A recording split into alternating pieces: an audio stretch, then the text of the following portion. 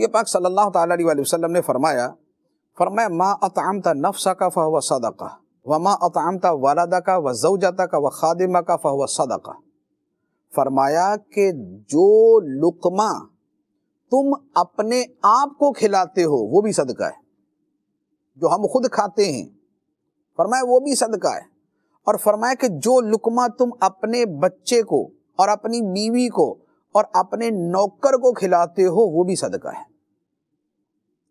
تو اب آپ دیکھیے کہ ہمارے زندگی بھر کے یہ معمولات ہیں، یہ دن رات کے کام ہیں، لیکن اگر نیت حسن، اچھی نیت اس کے ساتھ شامل ہو جائے تو وہی ہمارے لیے صدقہ بن جائے گا۔ آپ نے دعوت اسلامی کے ماحول میں دیکھا ہوگا کہ نیتوں پہ زور دیا جاتا ہے، ہر عمل سے پہلے نیت، ہر عمل سے پہلے نیت۔ اس کے پیچھے مقصد اور حکمت کیا ہے؟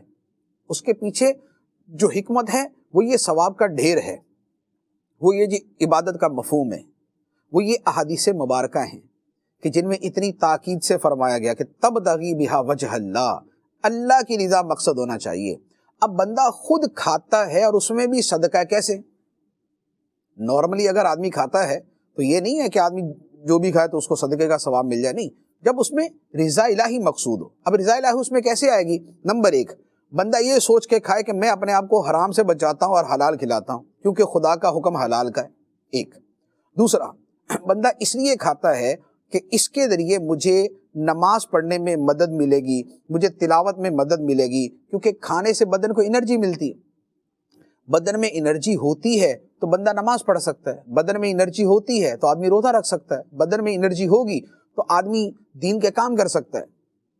تو اب کیا ہوا کہ آدمی نے کھانا اس لیے کھایا کہ اس سے جو انرجی ملے گی، قوت ملے گی، اس کے ذریعے میں اللہ کے احکام پورے کر سکوں گا، میں اس کے بندگی کے کام کر سکوں گا۔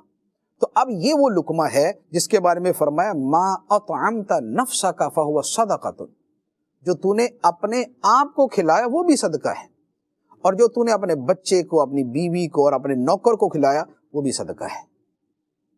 تو دار و مدار کس پہ ہوا؟